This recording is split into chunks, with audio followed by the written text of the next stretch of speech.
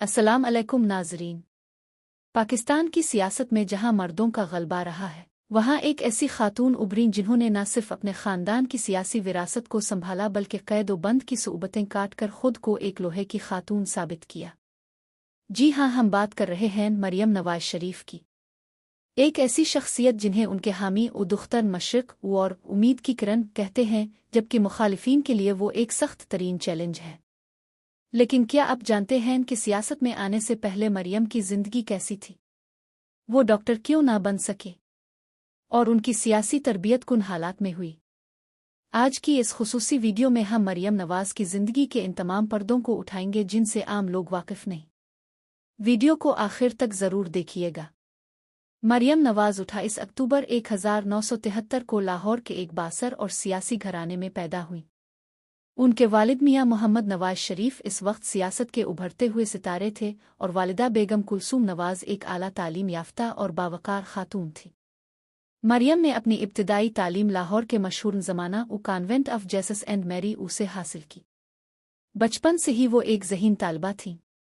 दिलचस्प बात यह है कि मरियम का रुझान सियासत की तरफ बिल्कुल नहीं था। वो एक डॉक्टर बनना चाहती थीं और उन्होंने किंग एडवर्ड मेडिकल कॉलेज में दाखिला भी लिया, लेकिन तकदीर को कुछ और ही मंजूर था। खानदानी रवायात और इस वक्त के सियासी हालात की वजह से वो अपनी मेडिकल की तालीम मुकम्मल न कर सकें और बाद अज़ां उन्होंने पंजाब यूनिवर्सिटी से अंग्रेज़ी अदब में मास्टर्स किया।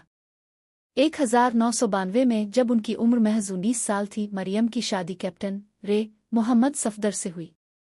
ये शादी इस वक्त मीडिया की तवज्जो का मरकज़ बनी। शादी के बाद कई सालों तक मरियम नवाज एक रिवायती घरेलू खातून की तरह अपनी फैमिली और बच्चों की परवरिश में मसरूफ़ रहे। उनके 3 बच्चे हैं, जुनेद, सफदर, महरनिसा और मानूर। मरियम नवाज के बारे में कहा जाता है कि वो अपनी निजी ज़िंदगी को बहुत अहमियत देती हैं और सियासत की गहमा गहमी के बावजूद अपने बच्चों की तरबियत पर कभी समझौता नहीं किया। मरियम नवाज की सियासत में बाकायदा एंट्री अचानक नहीं हुई। इसकी जुड़े 1999 के इस मार्शल लॉ में मिलती है, जब उनके पूरे खानदान को नज़रबंद कर दिया गया था।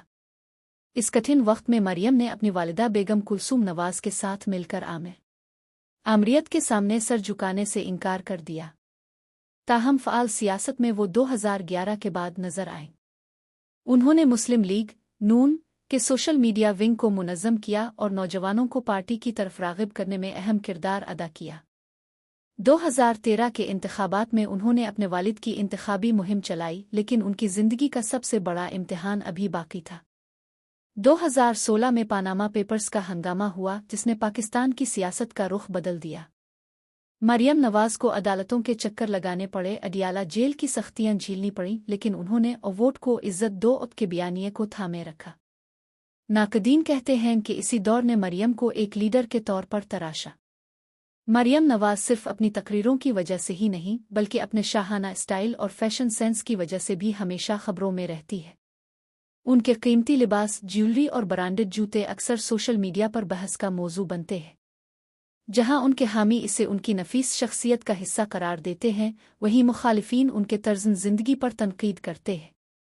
2017 में बरतानवी अखबार दी गार्डियन ने मरियम नवाज को दुनिया की 11 बासर तरीन ख्वातीन की फहरिस्त में शामिल किया, जिससे उनकी बैन अल-अक़वामी मकबूलियत का अंदाज़ा लगाया जा सकता है।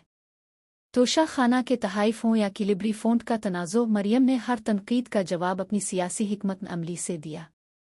आज मरियम नवाज सिर्फ नवाज शरीफ की बेटी नहीं, बल्कि पाकिस्तान के सबसे बड़े सूबे पंजाब की पहली खातून वज़ीर आला बनकर तारीख़ रकम कर चुकी है। उनका सफ़र एक डॉक्टर बनने की ख्वाहिश से शुरू होकर एक घरेलू खातून और फिर एक कैदी से होता हुआ इक़्तिदार की कुर्सी तक पहुंचा है।